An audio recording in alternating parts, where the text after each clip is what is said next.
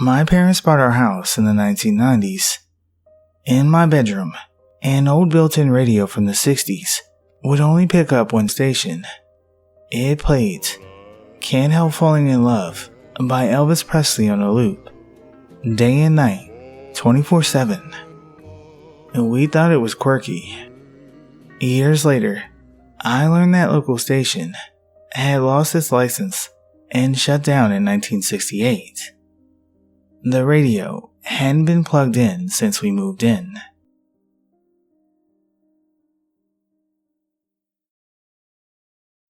This story takes place in 2005.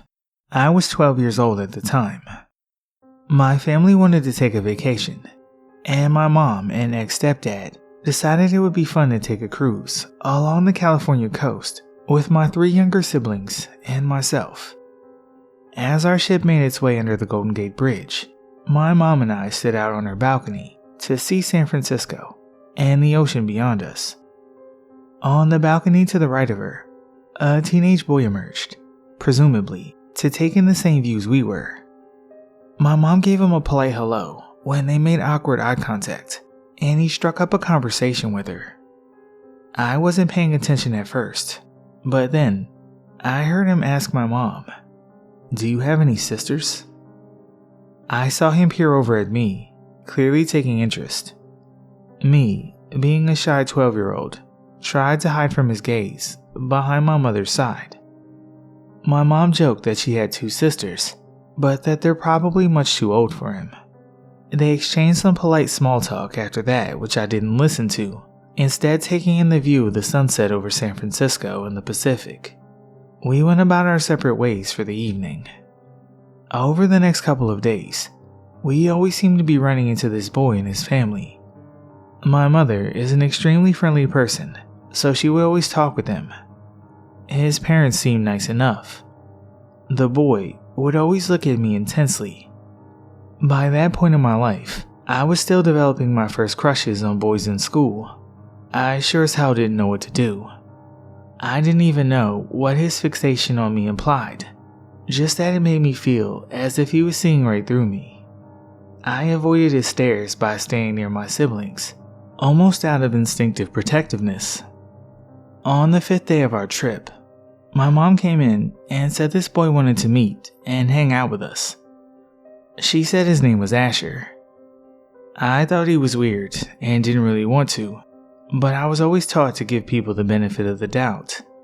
Perhaps my discomfort was me being judgmental, I thought. I reluctantly agreed, and eventually, he was in our hotel room. My mom gave me this smile and raised her eyebrows as if she was playing matchmaker. Then she went into her room, which was connected to ours. Asher was very odd right off the bat, and immediately, my siblings and I were extremely uncomfortable. We were watching Scary Godmother on Cartoon Network, and I awkwardly asked if he wanted to watch something else. He probably thought our cartoons were stupid. He said that he didn't mind, as long as he got to talk to me. My eldest brother, who was 10 at the time, immediately picked up on my body language and what he said, so he joined in the conversation to put me at ease. Asher had an accent. I couldn't tell if he was foreign or if it was a speech impediment. A lot of what he said I couldn't quite pick up on, and he would sometimes lean over to me and say something quietly that, although I couldn't hear or understand, I knew I didn't like it. We spent the next while making awkward small talk about school, and he told me about his graduation coming up next summer. I asked if he was graduating junior high. No, he meant high school. He then revealed to me that he would be turning 18 that December. Sirens immediately started going off in my head, and then he hands me a note that he said he had written for me earlier. With my hand shaking, I open a note that reads, "I love you. You're hot." I guess my brother saw the note from over my shoulder and went over to our parents' room. Then came back in and said, "Hey, our parents said we gotta go to dinner." Asher took that as his cue to leave, but told me he loves me one more time before his exit. I gave him a shaky, okay? My brother wanted to make sure I was okay, and told me he had only pretended to go to our parents' room because he didn't want to get our mom in trouble with our ex-stepdad for inviting him. I know this logic seems weird, but remember, we were just kids. I was trembling and silent for a while. I didn't really understand what had happened. All I knew was that I felt violated and confused.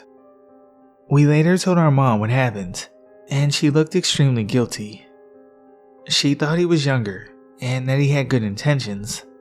She thought it would be a good idea for me to meet friends closer to my age because I was stuck babysitting all the time. It turned out, for some dumb reason, my mother had given him our home phone number before he had hung out with us.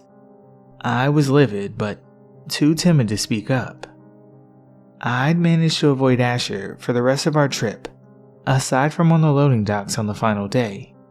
He said goodbye, that he loved me, and he'd call me every day. He left before I could tell him not to. When we got back, he called almost every week for 4 months after that, leaving strange and cryptic messages on our answering machine. Every time we'd block his number, he would manage to call from a new one. I had accidentally picked up a couple of times, not knowing it was him, and would immediately hang up, only for him to call 3 more times and leave the same strange messages. After about a year, he finally gave up and stopped calling. So, Asher from the cruise, I may be old enough for you now, but please, let's never ever meet again.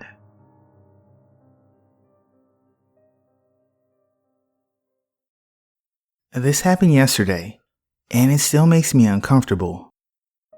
I was at the train station, on my way back from work, when I saw this couple. What drew my attention was the fact that they were speaking my native language, so I looked at them. The woman was built and looked exactly like me, and I don't have a very common appearance for the country I live in. But she looked about a decade older. And the man was an aged carbon copy of my current boyfriend. But what really set my creepy radar off was the following. She had this tattoo, one that I always wanted to get, exactly where I wanted to get it. And it's a very personal design only my best friend knows about. It's not like it's a common tattoo.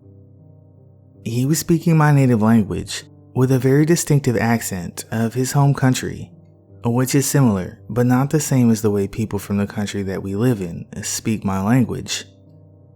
So, I looked at them when they were facing the other way, extremely creeped out. It was at that point that the woman turned around and saw me. She froze instantly, as if she had seen a ghost. Then I finally managed to look away, and I hurried toward the exit. I really feel like I'm going insane here. It was as if she, or I, remembered that exact moment and knew exactly when and where to look for me. I haven't told anyone because I don't want people to think that I'm nuts.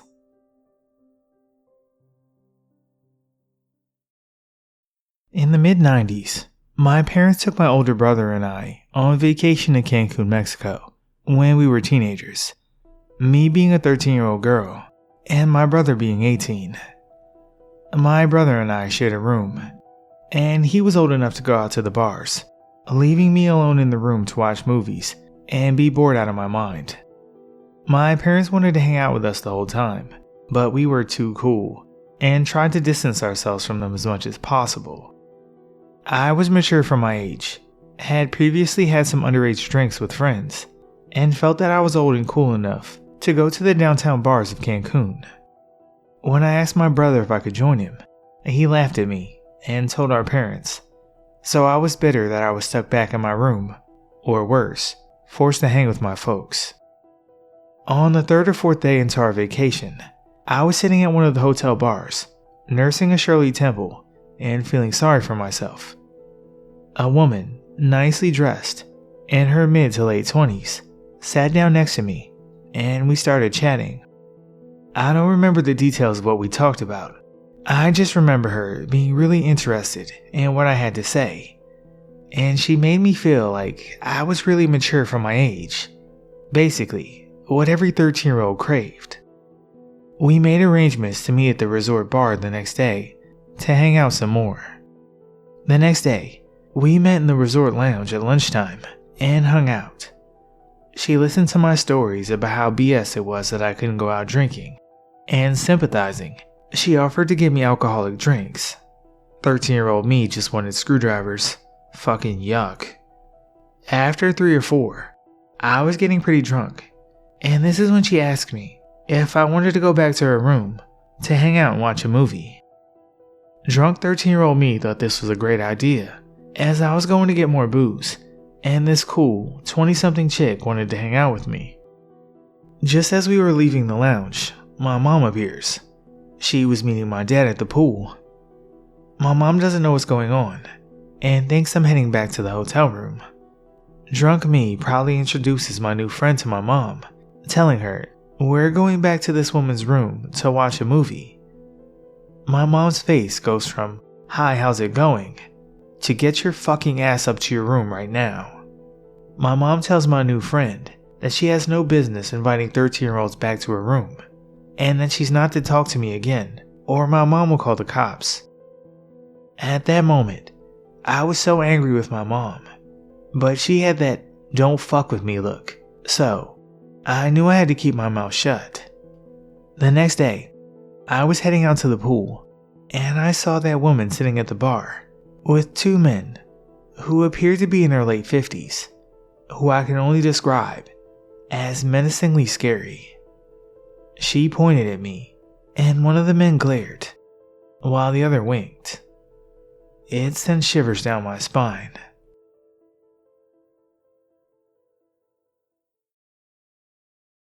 I'm a member of the slam poetry scene. Basically, it's an excuse to get people to listen to performance poetry by adding a competitive element to things.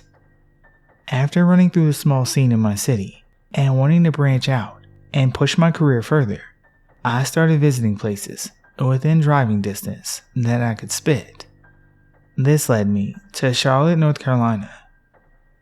I started at their local team venue, where you compete to be a part of a squad that goes to a national competition every year. I was doing well and was accepted into the local crew pretty readily. This led to longer stays and features at some of the other venues in the city. I started going to one that was particularly popular and good for selling CDs, and that's where I met him. He worked as a barback, occasionally got on stage and shared, frankly, shitty poems. He was the brother of the host, and everyone knew and liked him.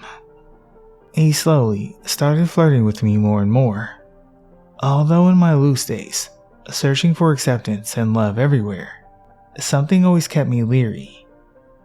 I'd gladly accept the drinks he sent over, smoke his weed with the group in the stockroom between sets, and hang out at parties and events. I always had the tickle in my gut, warning me to not get too close, but over a year or two, we continued to become friends. After a while, he started calling and texting me more often, poking me on Facebook daily, sending messages about wanting to be more than friends, that he wanted to find a snow bunny, yes, I'm white and he's black, and settle down. Again, I never entertained it. There was something gnawing at me. The crazy in his eyes was too hard to miss. I eventually moved to Denver to take a position teaching poetry and work at a friend's law firm. The second Christmas I was there, I got the call. A friend from Charlotte relayed the following. He had found his snow bunny, and they'd gotten married. They seemed happy at first, but slowly began fighting more and more. It spilled over into the venue, and often they had to be separated by friends from physically attacking one another in public. One friend, later thinking back, remembers the last time she saw them together, him pushing his wife, followed by her throwing a drink in his face and scratching his neck deep enough to draw blood. She said after the couple had been dragged away from each other, she sat with him and smoked a cigarette. She says she laughed and said, "You guys are gonna kill each other." Around Christmas last year, his wife just stopped coming to the bi-weekly events that they both attended regularly. He explained it away and said that they were on a break. So time goes by. No one really questions that they hadn't seen or heard from her for a while, thinking she was breaking from the whole scene in order to put distance between herself and her husband. Her parents, however, hadn't heard from their daughter since Thanksgiving dinner. They would call him, and he would say everything's fine and blow them off. This continued until a week after Christmas.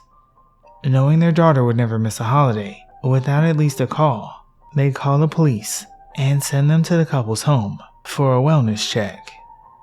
The cops arrive, they knock on the door and are let in. They ask him where she is, and he replies that she's in the bedroom. He shows them to the room, and there she lay, dead for weeks, and rotting in their bed. And he killed her little dog too. During this time, he had been attending events, hosting hip-hop nights, and even publishing a blog on making a marriage work on one of the local organization's sites. Never once letting on that every night he was going home and sleeping with his murdered wife. The sickest part of it all, he had a child from another relationship, a daughter who he gets to celebrate every other holiday with. That Christmas, they opened gifts, had dinner, cuddled up on a couch, and watched movies less than 100 feet from her decaying stepmother.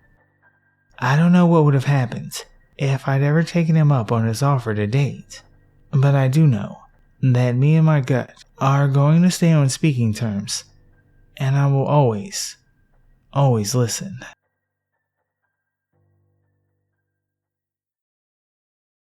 I brought this up to my cousin the other day. 15 years later, we can still remember everything about that morning. 15 years later, and we can still hear her screaming. My older cousin and I grew up together.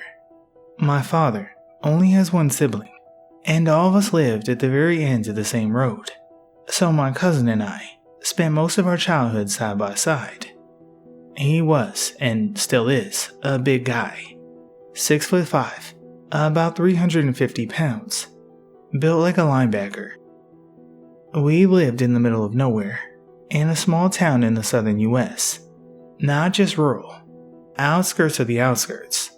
The kind of place people joke about when they say bumfuck Egypt. My backyard opened straight in a state forest. Hundreds of miles of trees, briar bushes, the occasional escaped convict, and poisonous snakes. A lot of those.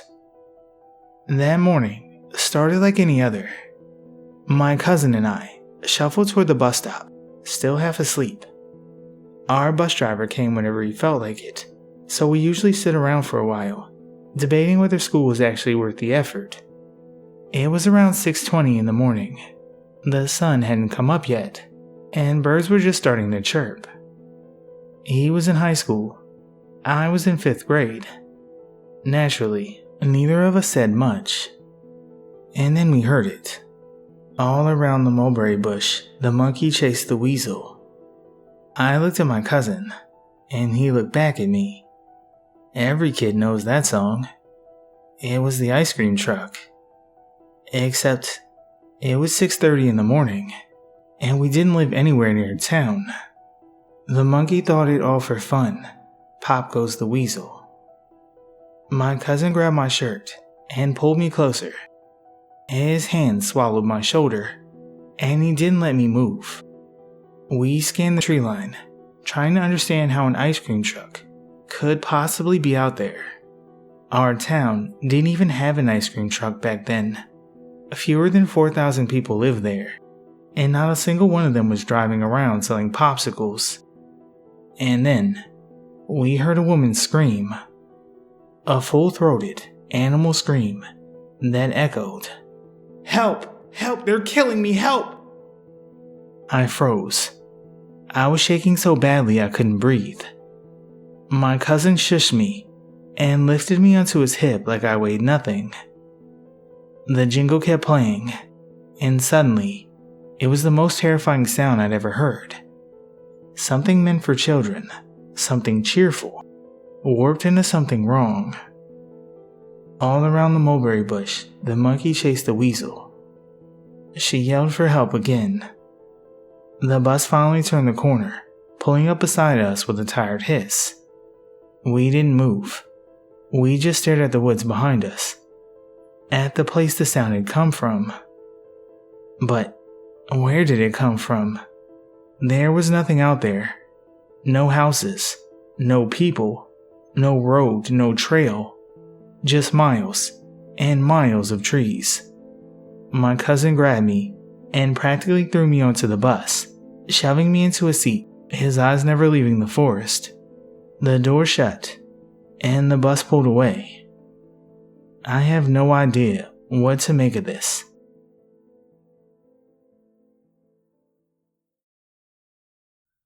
Back when I lived in the rural Midwest, about 10 years ago, I lived in a house right off of the highway.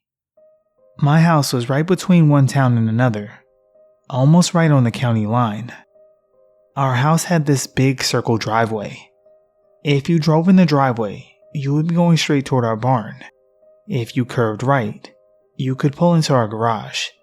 If you went past the garage, you could circle around, in front of the house, and pull back out to where you started. Our house had 2 large double doors in the front, which we rarely used. We always used the door that was inside the garage. One night, it was very late, and my doorbell rang. My husband, my 3-year-old daughter, and I were all asleep. It woke me up, and I thought maybe I was dreaming, but it rang again. I woke my husband up. He thought I was hearing things, until it rang for a 3rd time. It was very dark outside, but we have a dusk till dawn light, so most of our driveway is pretty lit up. My husband gets up and I follow him. He decides he's going to open the door.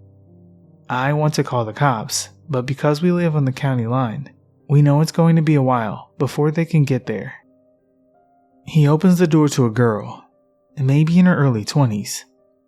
She looks normal except for the fact that she's standing at my door in the middle of the night. I look past her, and her car is pulled into my driveway just off of the road. Not up to the house, not around the circle. She says she needs to use our phone. She says her car battery died or something. She's not sure, but it won't start. I told my husband, no fucking way, this is how horror movies start. And we offered to call the cops. She asks over and over, but I'm not letting her in. We tell her we'll call, and she kind of stomps off. We watch her walk back to the car, maybe 50 feet. I can see her car. I can see her. I call the cops. They say they'll be there as soon as they can, about 15 minutes. They don't sound very concerned, and at this point, I'm not really either. I mean, it's just a girl. She probably does have a dead battery. She opens the trunk, and no lights come on. She's rummaging around. Then, the driver's side door opens. Out steps a guy. Then the back passenger. Out steps another guy. They all rummage around the trunk. No lights are on. I can't hear anything. I can't hear them talking, and I can't tell what they're doing. And then they all get back in the car. At this point, maybe 5 minutes have gone by, and I'm silently praying that the sheriff puts his foot on the gas and gets here quickly. But I know it's going to be another 10 minutes or so. They just sit there, in the car with the lights off, not moving. I can't see them when they're in the car, but I know they're there. I know they didn't get out of the car and walk past the house. I would have seen them. I think I see the driver light a smoke. I'm not sure. Then, I see something. Someone walking toward the car from the right, coming from the direction of the barn. It's a man. I have no idea who this man is. We don't have a neighbor for at least a mile, and he's coming from the back of my property, which ends in a creek. He walks under the dusk to dawn light straight to the car. He doesn't look at the house. He just walks to the car and gets in the back. The car starts up, and they slowly back out of my driveway and head north. The cops arrive about 10 minutes later, and at this point I'm freaking out. They search around but can't find anything. They ask us if we got a license plate, but they park too far away. They tell us to call if they come back. My husband goes and gets his shotgun from the shop, and we try to go back to sleep. They never came back. I don't know who those people were, and I don't know what they wanted.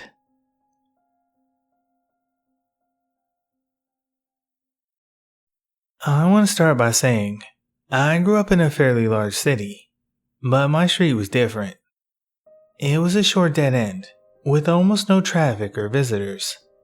Most of the neighbors were elderly, and the only kids around were the few of us who lived there, 2 of whom were my best friends. For the sake of anonymity, I'll call them Clara and Stacy. Clara was a year older than me, but smaller in stature. Her younger sister, Stacy, was a year younger than me, and built pretty similarly. At the time of this story, we were 9, 8, and 7. One summer afternoon, we were playing outside in our swimsuits. We'd filled a wheelbarrow with water, and were using it as a makeshift pool. Afterward, we laid out on the girls' front lawn to dry off. Their dad, who was a police officer, had just stopped by and given us a few dollars for some yard work that we'd done earlier. A few minutes later, we heard the familiar twinkling music of an ice cream truck coming up the street. That alone wasn't too strange, but the way it was moving was. Our street was short and bumpy, yet the truck was driving fast enough that it had to skid to a sudden stop, right in front of the girl's house, at the very end of the road. Once it stopped, Claire and I immediately noticed something was off. Normally, ice cream trucks are covered in bright pictures, popsicles, cones, and cartoon characters. This one was different. Most of the pictures had been aggressively scratched out with thick black marker. Claire leaned in and whispered something to me about the music. And that's when it really hit me. The song it was playing was Do Your Ears Hang Low, but it sounded wrong. The melody played at a normal speed, but the voice was slowed down unnaturally, deep, warped, and kind of distorted. It didn't sound playful. It sounded demonic. I remember feeling my stomach drop. I stepped back instinctively, trying to put distance between myself and the truck. Stacy, on the other hand, was excited. She edged closer, peering inside just as the driver leaned out to greet us. She was a portly woman, wearing a black dress and shawl, with bright red lipstick smeared across her mouth. Her hair was messy, clearly unbrushed, and her grin was wide and unsettling. She looked completely disheveled, nothing like someone you'd expect to be selling ice cream to kids. Still, we were kids.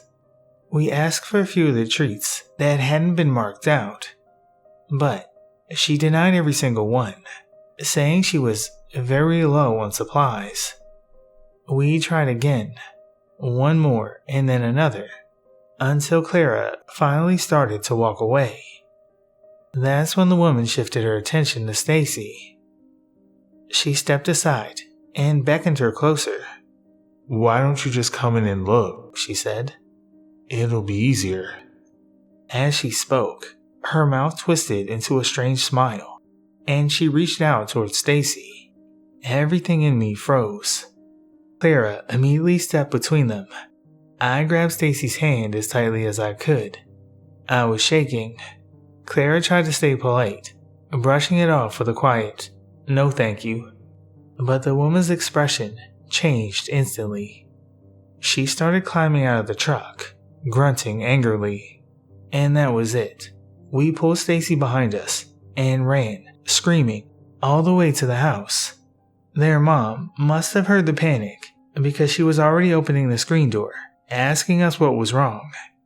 When we turned back toward the street, the truck was gone.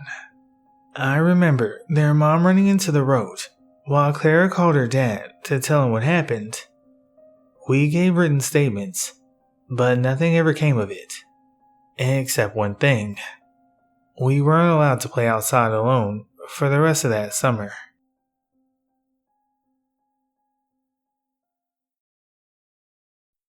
Before I tell this story, there's one detail that I want to make clear. Every single night, without exception, I close my closet doors before I go to sleep. They're sliding panel doors, covering a large closet stuffed with clothes and shoeboxes.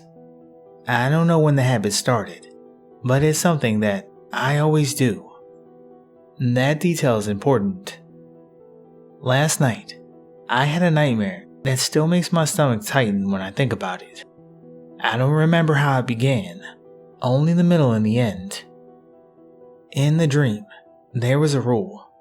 I had to be in bed before 5:30 p.m. If I wasn't, something would attack me.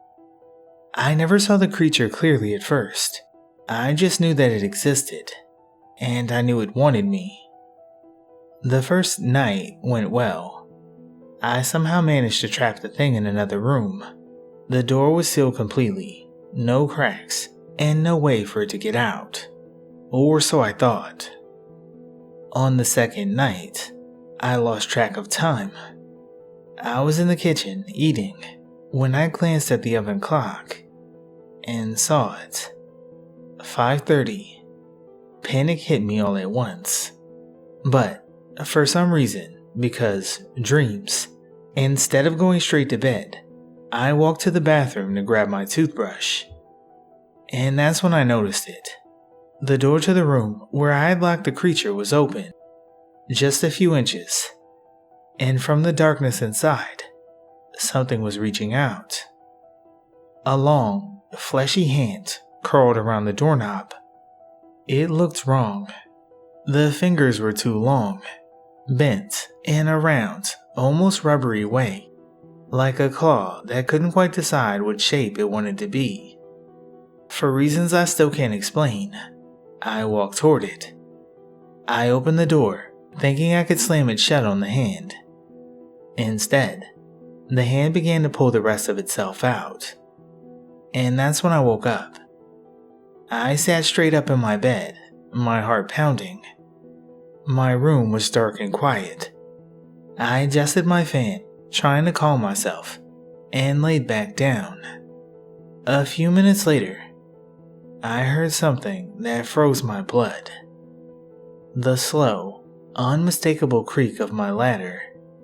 You see, my bed is an IKEA bunk bed, but without the bottom bunk. It's like a bed on stilts, with open space underneath, and a ladder leading up to where I sleep. Something was climbing it. Then I saw it. I don't think I've ever felt fear like that before. Not just fear, but a kind of overwhelming dread that made my whole body feel weak and heavy. I wanted to scream. I wanted to run. Instead, I tried to pray. At first, I told myself it had to be sleep paralysis. I've gotten it a few times. When it happens, I hear a loud buzzing or ringing, and the room feels like it's shaking. But this wasn't like that. There was no buzzing, no ringing, and I could move. And then it reached for me. The arms stretched unnaturally, like they were made of elastic, and its hands went straight for my neck. I threw my arms up to protect myself, and it grabbed my wrists, hard. I could feel the pressure as it tried to drag me off the bed. I thrashed with everything I had. Somehow, I broke free. I pulled my blankets over my head and curled into myself, shaking, wondering what I could possibly have done to deserve this. I heard movement on the ladder again, this time going down, but I didn't dare look. I wish I could say I fell asleep after that. I didn't. I stayed under those blankets all night. Every sound made my heart jump. After what felt like forever, I finally worked up the courage to peek out. The room was empty. An hour later, sunlight crept in through my window. The sun was rising, but the feeling didn't leave. I still felt watched. I told myself it was just a nightmare, a night terror, nothing more. But that illusion shattered when I went to get breakfast. My closet doors were open, both of them, and my wrists were red, sore, and looked like something had been gripping them. I don't know what happened that night. If it was just a dream, then why were my doors open? And why did I have marks on my wrists?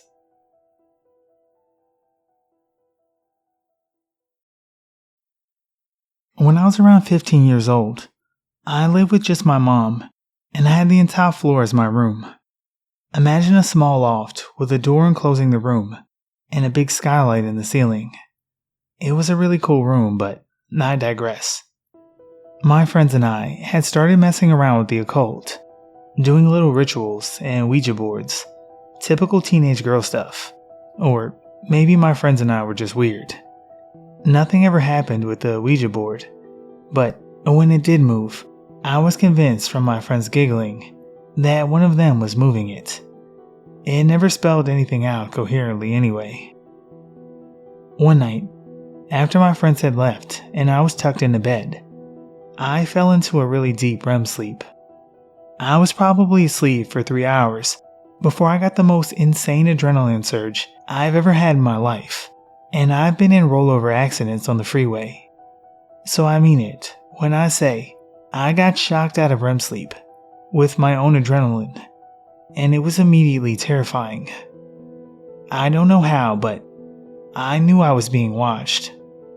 I laid there with an increased heartbeat and my eyes closed out of fear because I was so confused and alarmed at what had woken me up like this, with no nightmares I could remember or sounds in my room in the dead of night. Eventually, I worked up the courage to open my eyes. I want to preface this by saying I'm not religious. I'm a skeptic, and still not sure if I believe in ghosts. But what I saw still sends a weird feeling into my gut when I remember it to this day. I opened my eyes, and laying horizontally on my bed, and right in front of my face, was a little boy, crouched on his knees, maybe 6 inches away from my face. It was admittedly very hard to see him. My room was sparsely lit from little moonlight, but I remember he had black hair and black eyes and a grayish complexion, but that could have just been the moonlight. What gets me though is the second I saw him, his expression went from neutral to pure terror, like he was so incredibly scared that I could see him. Then this fucking thing, or figment of my imagination, I'll never know, leaned back on his elbows, fucking crab walked back into the shadows of my room, behind the illumination of the skylight. I tell people this story all the time. This is not creative writing.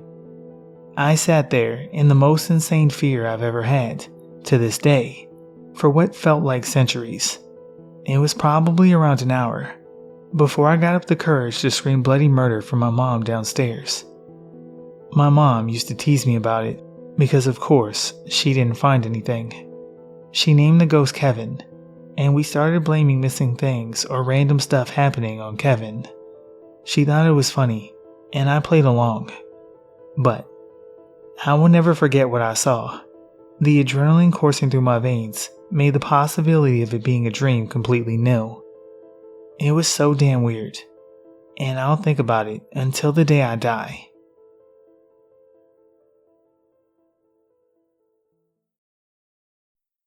Before I begin, I want to be clear about a few things. At the time these events happened, I was in a very negative emotional state. Due to circumstances I'd rather not explain. I don't believe in ghosts, and I fully acknowledge that what I experienced could have been stress, anxiety, or even delusion. That said, I'm not lying. I'm recounting these events exactly as I experienced and remember them. I've also always had a habit of writing in a more dramatic, almost fictional style. I tend to be verbose and emotional, even when telling true stories. In October of 2016, I had a nightmare. In the dream, I was standing in the living room of my house. Everything was unnaturally dim, and there was no sound at all. No background noise, no breathing, nothing. I don't know how long I stood there, but eventually, a horrible thought forced its way into my mind. I imagined an ashy gray head. Its chalky skin flaked off in thick chunks. It had no ears, and where its eyes should have been were empty sockets. When I snapped back to awareness, a large portion of the wall in front of me had been replaced by that face. It stared at me without expression. I couldn't move. I couldn't scream. I woke up yelling. It was around 3:15 in the morning. When I closed my eyes to try to fall back asleep, I saw the same figure again. I eventually started calling it the Gray Man. From that point, whenever it wasn't fully bright outside, closing my eyes meant seeing him. For the next 2 to 3 months, I had nightmares almost every single night. Before and after that period, I rarely had any nightmares at all, which is what makes it so unsettling. Every nightmare was different, but every one just as terrifying. Over time, I grew afraid of sleep itself. I startled at the smallest sounds. I was borderline hypnophobic. I was terrified of falling asleep. And then, things started happening while I was awake. I began seeing a shadowy mist in the corners of my vision. I constantly felt like I was being watched. One day, while talking about the paranormal with my brother, an acoustic guitar that had been resting nearby suddenly violently fell over on its own. Everything came to a head one early morning when I woke up and stepped into the hallway. I looked to my left, toward where the rest of my family was sleeping, and I saw her. She was tall and completely still. She had long, messy black hair, claws for hands, and a face I'll never forget. Her eyes were sunken black dots, and her mouth was filled with countless fangs pulled into a twisted frown. I ran. I sprinted into the living room, screaming. The same room where I had first seen the Gray Man in my dream. When I looked back, she was gone. My entire family was awake, asking me what was wrong. I couldn't explain it. Even if I tried, they wouldn't have believed me. A few days later, I stopped sleeping in my bedroom altogether. I moved to the couch because every time I went into that room, I felt overwhelming dread. The moment I stopped being in there, I felt better, like a weight had been lifted off me. Within a few weeks, I was sleeping normally again, as if none of it had even happened.